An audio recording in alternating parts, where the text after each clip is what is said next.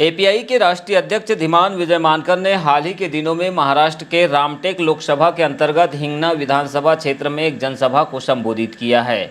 इस जनसभा का पहला पार्ट हमने बीते दिनों आप सभी दर्शकों के लिए यूट्यूब पर अपलोड किया था, लेकिन दूसरा पार्ट तकनीकी कारणों के चलते अवरुद्ध हो गया, जिसे हम आज अपलोड कर रहे हैं। तो आइए नज़र डालते हैं दूसरे भाग पर, जो कि वर्तमान परिदृश्य के लिहाज से अति महत्वपूर्ण है। दूसरी बात, देश के अंदर में ज्ञानवापी मस्जिद है या वहाँ क्या शिवलिंग है, क्या क्या चल रहा है, ये देश में डेली हो रहा है।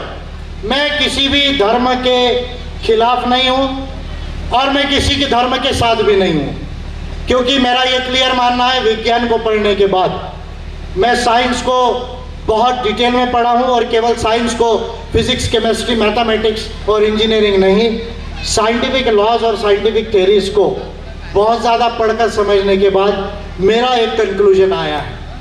क्या कंक्लूजन आया है? कि साइंस में रिलीजन प्रूव नहीं होता। कोई भी रिलीजन हो, वो साइंस में प्रूव नहीं होता। दुनिया में कोई भी व्यक्ति according to the scientific theories and law कोई भी रिलीजन को प्रूव नहीं कर सकता। इसलिए मैं ना किसी रिलीजन के फेवर में हूं, ना रिलीजन के खिलाफ हूं। मैं किसी के धर्म की भावना को भी दुखाना नहीं चाहता, लेकिन मैं एक बात कहना चाहता हूं। यूरोप में, अमेरिका में अमेरिकन रेवोल्यूशन हुआ, फ्रेंच रेवोल्यूशन हुआ, ग्लोरियस रेवोल्यूशन हुआ, बाद में रशियन रेवोल्यूशन हुआ, 4 बड़े रेवोल्यूशन हुए। हमारे देश में संविधान बना, उसके पहले दुनिया में 60 संविधान बने। कितने संविधान बने? 60 constitutions in the world. India का संविधान ये पहला संविधान नहीं है। आपके लैटिन अमेरिका के, सेंट्रल अमेरिका के कॉन्स्टिट्यूशन सबसे ओल्डेस्ट है। अमेरिकन कॉन्स्टिट्यूशन, सेंट मैरिनो का कॉन्स्टिट्यूशन, मैरिनो का कॉन्स्टिट्यूशन, ये सबसे ओल्डेस्ट कॉन्स्टिट्यूशन है। और ब्रिटेन का अनरिटन कॉन्स्टिट्यूशन, ये तो मैग्ना कार्टा से ही शुरू हुआ है, और बाद में बिल ऑफ राइट्स हुए 1669 आई फील, उसमें भी ब्रिटिश कॉन्स्टिट्यूशन इवॉल्व हुआ है। इंडियन संविधान ये 60वें संविधान के बाद का संविधान है। यूरोप में संविधान बने, लोकतंत्र आया। यूनाइटेड नेशंस जब बना, मानव अधिकार आए 45 में और 48 में। हमने 1949 को और 26 जनवरी 1950 को एक नया इंडिया की नींव रखी। क्या वो नया इंडिया है? ना वो हिंदू इंडिया है, ना वो इस्लामिक इंडिया है, ना वो जैनिस्ट इंडिया है, ना वो बुद्धिस्ट इंडिया है। वो इंडिया जो 26 जनवरी 1950 को जिसकी नींव रखी, वो कॉन्स्टिट्यूशनल इंडिया है, वो संवैधानिक लोकतंत्र है, वो संवैधानिक भारत है। आप गंभीरता से मेरी बात को सुनिए। तो हमने 26 जनवरी 1950 को और 15 अगस्त 1947 को, 2 डेट का मैं रेफरेंस दे रहा हूं, हम एक नए भारत के तरफ गए। क्या भारत के तरफ गए? कि भाई हम 5000 साल की हिस्ट्री हो या 10,000 साल की हिस्ट्री हो, या मैं जो कहता हूं कि 50,000 साल की हिस्ट्री है इंडिया की। ओवैसी जी ने भी उस दिन 50,000 साल के इतिहास की बात की। मेरे पहले आज तक इंडिया में किसी ने 50,000 साल की हिस्ट्री की बात नहीं की। हमें पीछे के तरफ नहीं जाना है, हमें आगे के तरफ जाना है। महत्वपूर्ण ध्यान दीजिए, 26 जनवरी 1950 को हमारे संविधान ने अमेरिका के कॉन्स्टिट्यूशन से वी द पीपल लिया, जस्टिस लिया। फ्रेंच के कॉन्स्टिट्यूशन से लिबर्टी, इक्वालिटी, फ्रेटर्निटी लिया।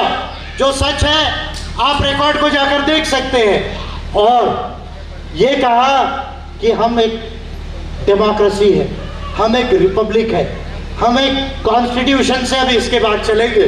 हम सबको समता, स्वतंत्रता, बंधुता, न्याय के आधार पे जो फ्रेंच रेवोल्यूशन और अमेरिकन रेवोल्यूशन के जो इसेंशियल पॉलिटिकल प्रिंसिपल्स है, उसके आधार पर हम अपने देश को आगे ले जाएंगे। आज आप कह रहे हैं कि अरब लोग, मुस्लिम लोग 1000 साल पहले आए, तो उसके पहले मंदिर था, फिर मस्जिद बना। फिर कल जैन और बौद्ध लोग कहेंगे कि आपके पहले हमारा था, तो अब आपने हमारे ऊपर बनाया, तो इसलिए आप ये करो। फिर मेरे जैसा कोई इंसान करेगा, मैं बोलूंगा आप सबने सिंधु सभ्यता जो किसी की भी नहीं थी, यहाँ के आदिवासियों की थी, उसके ऊपर आपने सबने बनाया, इसलिए आप हटाओ, हमारा रहने दो। तो इंडिया को हम आगे ले जाना चाहते या पीछे लेकर जाना चाहते हैं? इश्यू ये है कि जब संविधान ने एक बार कह दिया कि हमको समता, स्वतंत्रता, बंधुता, न्याय, और आर्टिकल 25(2) में सेक्युलर ये वर्ड लिखा हुआ है अलॉन्ग विद द प्रीएम्बल। भले ही लोग कहते हैं कि प्रीएम्बल में 172 में आया 42nd अमेंडमेंट से, लेकिन आर्टिकल 25(2) में सेक्युलर पर्पसेस के लिए स्टेट यानी सरकार, पार्लियामेंट और एग्जीक्यूटिव लॉ बना सकती है। ये बात कॉन्स्टिट्यूशन के आर्टिकल 25(2) में लिखा गया है। उसके बाद संसद ने एक कानून बनाया। नरसिम्हा राव गवर्नमेंट जब थी तब एक कानून बनाया। थोड़ी हवा धून आएगी, चलेगा ना आपको? बारिश नहीं आती तब तक मैं बोलूंगा, बारिश आएंगी तो मेरा स्पीच समाप्त कर लूंगा। थोड़ी तकलीफ सह लीजिए, ज़्यादा होगी तो बंद कर दूंगा। 99 में places of worship special provisions act 1991 बनाया। उसमें ये कह दिया कि भाई 15 अगस्त के दिन जो धार्मिक स्थल जैसा था उसको वैसा माना जाना चाहिए, लेकिन उसके सेक्शन 4 में एक्सेप्शन डाल दिए।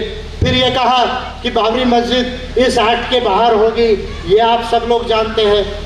तो अब ये सिलसिला कोर्ट के माध्यम से ओपन करने की कोशिश हो रही है। ठीक है, हर एक को अधिकार है, वो न्यायालय में जा सकता है। मेरा ये सवाल है कि क्या इंडिया और 500 साल इस हिस्ट्री में, इस कॉन्फ्लिक्ट में रहना पसंद करेगा, या इंडिया को विज्ञान से आगे जाना है, विज्ञान मानवता से आगे जाना है, ह्यूमन राइट्स से आगे जाना है? ये सोचने का सवाल आया है। और कल सुप्रीम कोर्ट ऑफ इंडिया इस पर एक सुनवाई करेगा, शायद कुछ इंटरिम निर्णय देगा। लेकिन कॉन्स्टिट्यूशन का एक्सपर्ट होने के नाते, और केवल इंडियन कॉन्स्टिट्यूशन का नहीं, दुनिया के संविधानों को पढ़ने के बाद और ह्यूमन राइट्स को पढ़ने के बाद, मैं अपना ऑब्जर्वेशन सुप्रीम कोर्ट के एक दिन पहले आज दे रहा हूं। कल सुप्रीम कोर्ट 19 तारीख को कुछ कहेगा, मैं ये कह रहा हूं कि 1991 का places of worship special provisions act और आर्टिकल 25 और 26 of the constitution of India, अभी मैं अनुच्छेद 25 और 26 पे बाद में कमेंट करूंगा, लेकिन 1991 का एक्ट ये डिफेक्टिव लॉ है। मैं ये कह रहा हूं ये डिफेक्टिव लॉ है, और जब तक इस कानून को ठीक से अमेंड नहीं किया जाता, ज्ञानवापी, मथुरा, ईदगाह, हुबली, बेंगलोर, खरगोन, ऐसे हजारों विवाद इस देश में होते रहेंगे और न्यायालय उसको एंटरटेन करते रहेंगे और इंडिया के लोगों का समय इसमें बर्बाद होगा। इसलिए पहली कंडीशन है कि 1991 के एक्ट को ठीक से अमेंड किया जाए, और secondly article 25 sub clause 2 of the constitution of India को भी अमेंड करने की जरूरत है। तब जाके ये विवाद रुकेगा। केवल सेक्युलर बोल देने से ये विवाद समाप्त नहीं होगा। ऐसा संविधान का एक एक्सपर्ट होने के नाते, ह्यूमन राइट्स का एक्सपर्ट होने के नाते, आज मैं एक दिन पहले अपना ऑब्जर्वेशन दे रहा हूं, और मैं समझता हूं कि बाकी बातें मैं इस पर आगे करूंगा। अब मैं आपको अपनी बातें आखिरी में शॉर्ट में बताकर कंक्लूजन की तरफ जाना चाहूँगा। साथियों, एपीआई एक ऐसी पार्टी है जिसने तमाम नीतियों को डिक्लेयर किया। देश और दुनिया की बेस्ट पार्टी पॉलिसीज में ये एपीआई है, और मेरा ये कहना है कि आपने सबका मौका दिया। आपने जाति के नाम पे, धर्म के नाम पर और परिवार के नाम पर भी मौका दिया। मैं गलत तो नहीं कह रहा हूँ ना? अलग अलग परिवार हो, मैं किसी परिवार का नाम नहीं लूंगा। आपने जाति के नाम पे मौका दिया, धर्म के नाम पे मौका दिया, परिवार के नाम पर मौका दिया। मेरा ये ओपन चैलेंज है इंडिया के अंदर में कि अगर मेरी सरकार इंडिया में बनती है, केयरफुली ध्यान दीजिए, अगर मेरी सरकार इंडिया में बनती है तो 20 सालों के अंदर 20 सालों के अंदर इंडिया अमेरिका चाइना के बरोबर आ सकता है। इतना पोटेंशियल हमारे कंट्री में है। ताली नहीं बजी आपको लग रहा होगा कसं होईल, असं कसं होईल। मैं ये कह रहा हूं within 20 years 2 decades of my government, not the government of Narendra Modi, not the government of Rahul Gandhi, not the government of XYZ भाई एंड बहन of Uttar Pradesh, not the government of XYZ your family man of Maharashtra. मेरी सरकार अगर बनती है तो देश में 20 सालों के अंदर इंडिया को अमेरिका चाइना के बराबर लाया जा सकता है। It is possible, it is possible. और ये बहुत बड़ी नीति है, किसी दिन आपको डिटेल में और केवल नीतियों पे बताऊंगा। आज सिर्फ मैं 2 बातों के ऊपर बात करूंगा। एक नीति जिसको मैं 2024 के लोकसभा के चुनाव में हमारे नीति अभिवचन में डिक्लेयर करने वाला हूं, जिसको आप घोषणा पत्र बोलते हैं, उसको हम नीति अभिवचन पॉलिसी कमिटमेंट कहते हैं। क्या नीति है, अच्छे से सुनिए। और उसके पहले मैं एक नीति के ऊपर बात करूंगा आज कि देश में एजुकेशन देश की एक बहुत बड़ी प्रॉब्लम है। और मेरी बात को आप गंभीरता से ध्यान लीजिए और बुरा मत मानिए। मैं कुछ बातें आपको ऐसी कहूंगा जो आत्मचिंतन वाली बातें हैं। दुनिया में इस कोरोना के पहले 1 साल पहले सर्वे हुआ, यूनाइटेड नेशंस की बॉडीज और बाकी जो रिलेटेड एजेंसीज है उन्होंने सर्वे किया।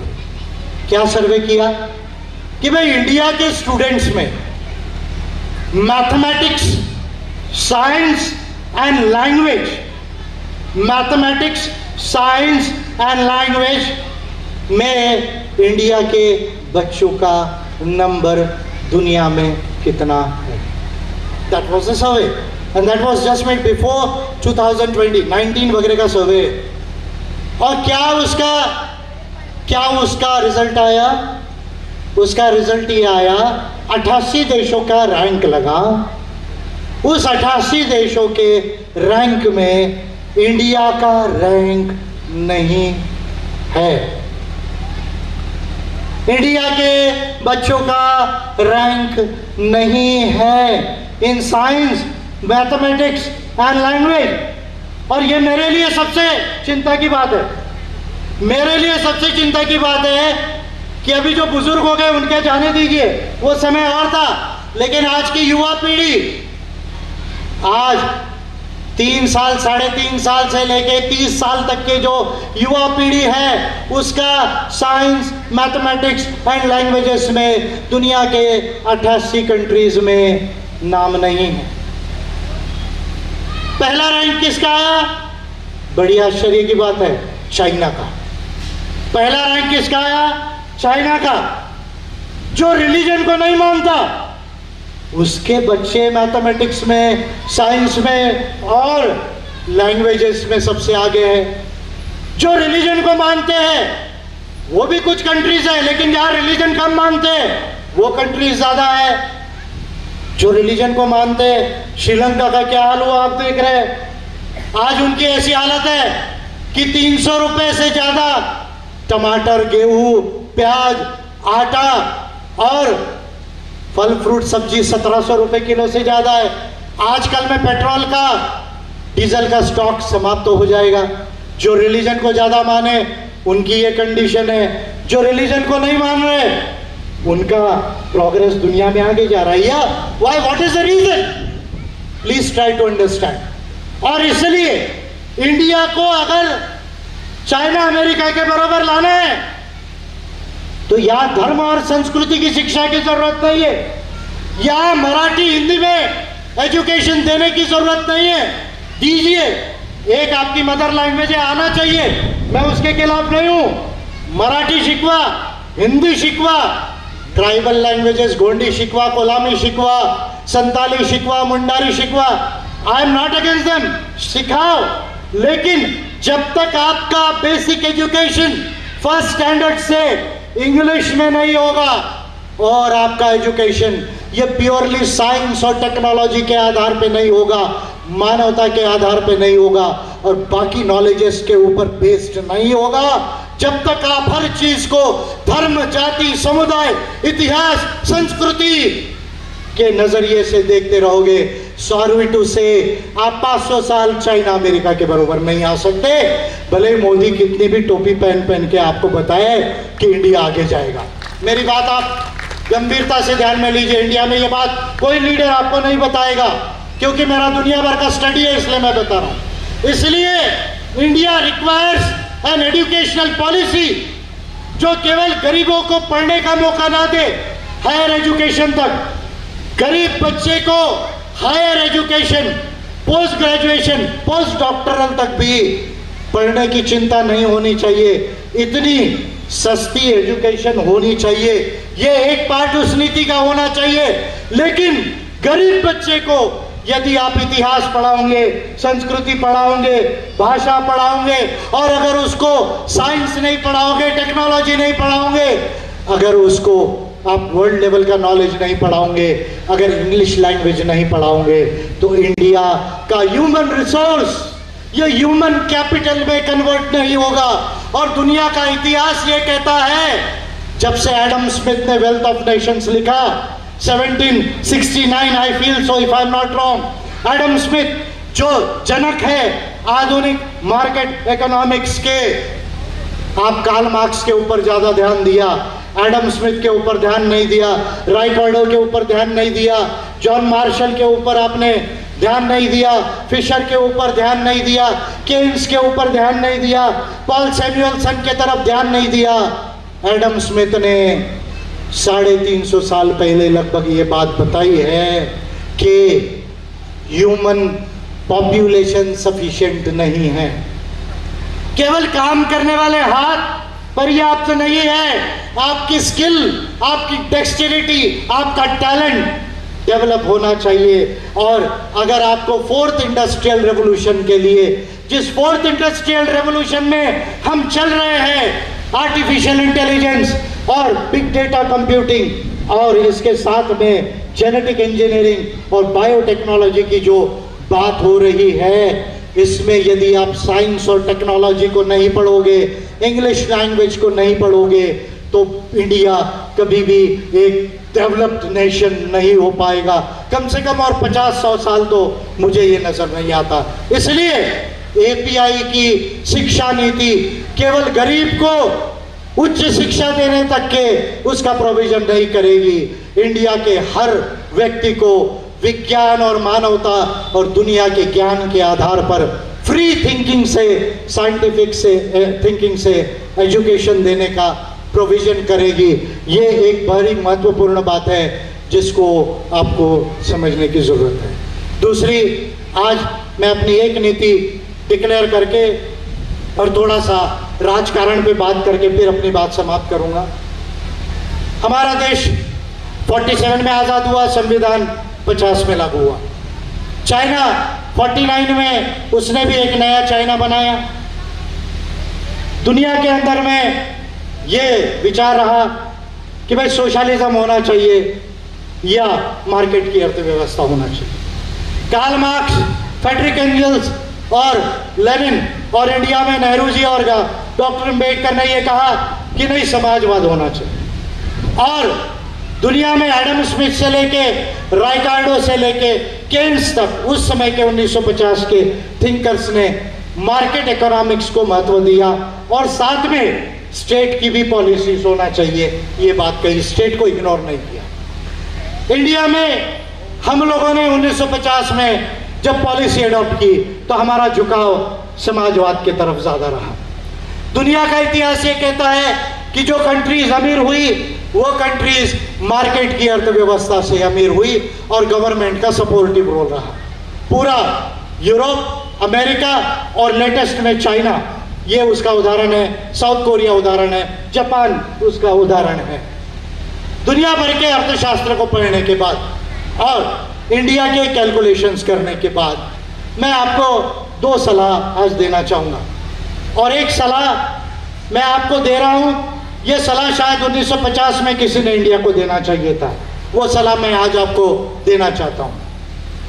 जब तक आप ये सोचते रहेंगे कि केवल सरकार कुछ करेगी और हम अमीर हो जाएंगे, जब तक आप ये सोचते रहेंगे कि केवल सरकार कुछ करेगी और हम अमीर हो जाएंगे, मेरी बात ध्यान से सुनिए। आप खा पी के अच्छे हो सकते हैं लेकिन आप अमीर कभी नहीं होंगे। आप अमीर कभी नहीं होंगे। आप खा पी के सुखी रह सकते हैं लेकिन आप अमीर कभी नहीं होंगे।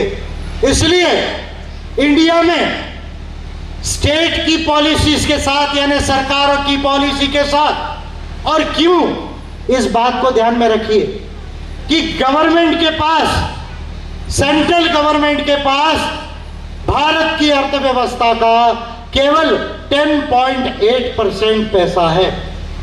यानी सेंट्रल गवर्नमेंट के पास 10.8%, अगर स्टेट गवर्नमेंट और लोकल सेल्फ बॉडी भी मिला लो तो 12 से 13% से ज्यादा पैसा सरकारों के पास नहीं होता है। And it is beyond the capacity of the state to tax heavily at the rate of 60% or 70%, to provide 100% employment to each and every working individual in the working age population. अर्थशास्त्र में इसके बहुत सारे calculations हैं कि आप 60-70% से tax लगाओगे तो आप सबको रोटी तो दे सकते लेकिन देश की अर्थव्यवस्था नीचे आ जाएगी। गवर्नमेंट में ही अगर हर एक को अगर आप रोजगार दोगे तो 100 लोगों को आप सरकार में रोजगार नहीं दे सकते, ज्यादा ज्यादा 10, 15, 20% लोगों को दे सकते हैं। तो India requires the combination of market economics and developmental state, यानी बाजार की अर्थव्यवस्था के साथ विकासशील राज्य की नीतियों की जरूरत इंडिया को है। आरक्षण के साथ जो आरक्षण है वो आपको केवल एक प्रतिनिधित्व देता है, वो कुछ लोगों को सर्विसेज में पहुंचाएगा, सब परिवारों को अमीर नहीं बना सकता। इसलिए भारत के हर परिवार को मार्केट में इंक्लूड होने की जरूरत है। चाइना यदि अमीर हुआ तो केवल रोजगार देकर अमीर नहीं हुआ, चाइना का हर परिवार के लोग वहाँ के मार्केट में, फिनेंशियल मार्केट्स में इंक्लूडेड है। ये समय इंडिया में आया हुआ है, कैसे इंक्लूड होना, क्या होना, वो आपके ऊपर है। मैं कोई फाइनेंशियल एडवाइजर नहीं हूँ, भले ही मुझे मालूम है, पर उसकी सलाह मैं नहीं दूंगा क्योंकि मैं एज अ पॉलिटिकल लीडर अभी बात कर रहा हूँ। दूसरा, इंदिरा गांधी जब थी एक स्लोगन लावला होता। क्या स्लोगन लावला होता? गरीबी हटाओ। मुझे ऐसा लगता है इंदिरा गांधी आली तैंडी मंडला की गरीबी हटाओ, गरीबी कुछ कम तो हुई इंडिया में, पर बहुत सारे गरीब भी हट गए, लेकिन अभी तक गरीबी नहीं गई इंडिया से। फिर नरेंद्र मोदी जी आए, उन्होंने तो बहुत बड़ी बात कही थी कि मैं आया तो मैं उधर स्विट्जरलैंड, जर्मनी का पैसा लाऊंगा और हर परिवार को 15-15 लाख रुपए, नहीं हर परिवार को नहीं, हर व्यक्ति को 15 लाख रुपए दे दूंगा और इंडिया के लोग रातों रात क्या हो जाएंगे? अमीर हो जाएंगे। 15 लाख रुपए मिला क्या आप लोगों को? मिला क्या? बोलने में भी दिखते डर लग रहा है क्या मोदी जी से? क्या मिला क्या 15 लाख रुपया? मिला क्या? नहीं मिला, मिलेगा भी नहीं। लेकिन मैं आज आपको बड़ी जवाबदारी से एक बात कह रहा हूं, और ये बात जो मैंने पहले कही कि मैं केवल इंडिया का संविधान और दुनिया के संविधान नहीं, वर्ल्ड के संविधानों के साथ ह्यूमन राइट्स को पढ़ा, इकोनॉमिक्स और फिनेंस को पढ़ा, पॉलिटिकल साइंस को पढ़ा, इंटरनेशनल रिलेशंस को पढ़ा है, दुनिया भर के हिस्ट्री एंथ्रोपोलॉजी को पढ़ा, साइंस टेक्नोलॉजी को पढ़ा, इकोनॉमिक्स और फिनेंस के स्टडी और कैलकुलेशन के बाद आज मैं एक बात कह रहा हूं, और ये बात मैं बड़े दावे के साथ कह रहा हूं, केवल स्लोगन के रूप में नहीं, कैलकुलेशन के आधार पे कह रहा हूं कि यदि मेरी सरकार बनती है तो मैं देश के अंदर 10 करोड़ गरीब परिवार है या गरीबों जैसी उनकी स्थिति है, जिसको मल्टी डिमेंशनल पॉवर्टी या मार्जिनल पॉवर्टी भी कहा जाता है, देश के 10 करोड़ परिवारों को 10 साल के अंदर, एक दिन में नहीं, एक साल में भी नहीं, 10 साल में 10 करोड़ परिवारों को मैं केवल गरीबी ही समाप्त नहीं कर सकता हूं, उनको मध्यम तौर पर अमीर बना सकता हूं। मध्यम तौर पे, एकदम मत बोलो अंबानी बन जाएंगे करके, मत बनना, बरोबर नहीं। Middle income group, middle income rich में, यानी आपके पास एसेट्स एंड वेल्थ इतनी हो जाएगी कि फिर गरीबी जैसी कंडीशन बिल्कुल नहीं रहेगी, आप खा पी के सुखी रहेंगे और कम से कम एक पीढ़ी आगे जाने का रास्ता आपका खुलेगा। उसके आगे का रास्ता आपको खुद बनाना पड़ेगा, आपके नॉलेज से, आपके नॉलेज से खुद बनाना पड़ेगा। ये पॉसिबल है 10 साल के अंदर 10 करोड़ परिवारों को देश में गरीबी से टोटली बाहर निकालकर मिडिल इनकम ग्रुप में लाया जा सकता है। वो नीति का कैलकुलेशन मैंने कर लिया है, लेकिन उसको मैं डिक्लेयर नहीं कर रहा हूं आज। आप कहेंगे साहब क्यों? तो अपने देश में रेडीमेड चोरी करके अपना लेबल लगाने वाले बहुत लोग हैं।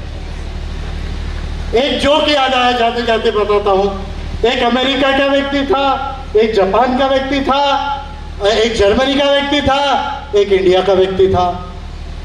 तो अमेरिका वाले ने कहा, चारों में डिस्कशन चल रहा था, अमेरिका वाले कहे कि भाई देखो हम तो बहुत आगे चले गए, कार की बात हो रही थी, हमने तो जीएम मोटर्स बनाया, फोर्ड बनाया। तो जापान वाला बोलता है हमने टोयोटा बनाया, जर्मनी वाले बोलते हैं आपका टोयोटा और जीएम मोटर्स और फोर्ड ये सारी जर्मन ऑटोमोबाइल टेक्नोलॉजी के आगे फेल है। हमारे यहाँ तो आप देख लीजिए, मर्सिडीज है, फॉक्सवैगन है, पोर्श है, एक से एक कारें हमारे पास है और टेक्नोलॉजी में सबसे साउंड है। तो तीनों लोगों का बोलकर हो गया। तो हमारे इंडिया से भी एक प्रतिनिधि थे, तो हमारे इंडिया से, अब पंजाब के हम सिखों का उदाहरण हरदम देते थे, लेकिन अब हम पंजाब के सिखों का जोक में उदाहरण देना ठीक नहीं। ऐसा समझ लीजिए कि महाराष्ट्र के ग्रेट कवि जो पार्लियामेंट के राज्यसभा में है वो वहां पर थे। ज्यादा कळलं त्याला कळेल, ज्याला कळलं नाही ते तुम्ही आपल्यावर ठेवा। दाढीवाले कवी महाराष्ट्राचे जे राज्यसभामध्ये गेले आणि राज्यसभामध्ये त्यांच्याकडनं कधीच लॉवर कधी ऐकायला काही भेटत नाही, पण कविता आवश्यक आम्हाला ऐकायला भेटते। म्हणजे आपल्या महाराष्ट्रामध्ये चांगले पॉलिटिकल कॉमेडियन्स आहेत, त्याच्यापैकी मी राज ठाकरे यांना एक कॉमेडियन मानतो आणि रामदास आठवले यांना पण मी कॉमेडियन मानतो।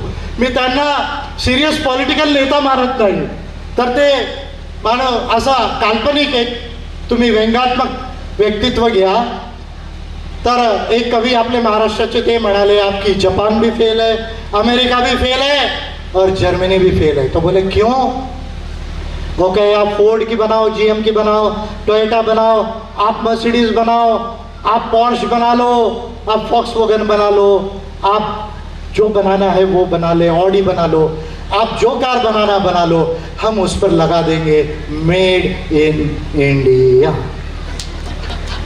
हम उस पर लगा लेंगे मेड इन इंडिया और इसलिए हम आगे रहेंगे। तो साथियों, आपको ये उदाहरण बताने का कारण ये था कि आप बातों को सीरियसली समझिए। राजनीति ये और कुछ ना होकर मानव कल्याण की नीति है। राजनीति और कुछ ना होकर मानव कल्याण की नीति है। राजनीति जनसेवा है, राजनीति जननीति है, राजनीति जन कल्याण है। जब तक देश में धर्म और जाति और संप्रदाय और इतिहास और संस्कृति की राजनीति में आपको गुमराह किया जाएगा, तब तक ये देश पीछे रहेगा, तब तक आप पीछे रहेंगे, आपका परिवार पीछे रहेगा।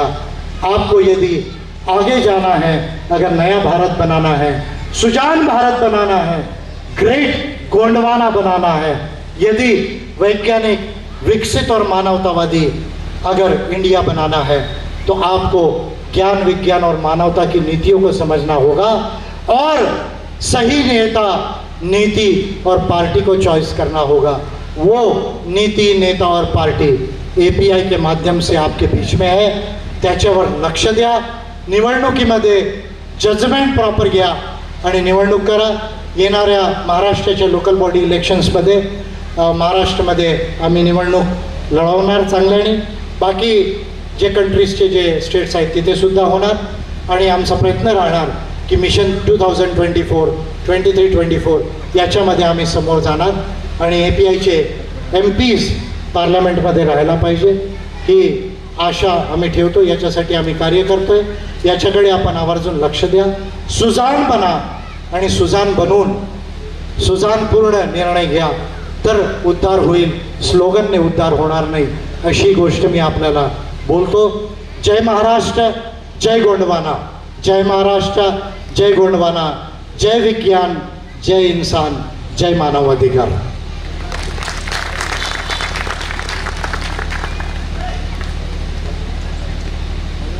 API आई है, नई नीति लाई है, API आई है, नई नीति आई है, API आई है, नई रोशनी लाई है, API क्या करेगी? जनता का संघर्ष करेगी, API को लाना है, नया महाराष्ट्र बनाना है, API को लाना है, गोंडवाना बनाना है। देश की उन्नति होगी, नीति कॉस्मोविजन की होगी, देश की उन्नति होगी। नीति कॉस्मोविजन की होगी। बनकर साहब आगे बढ़ो।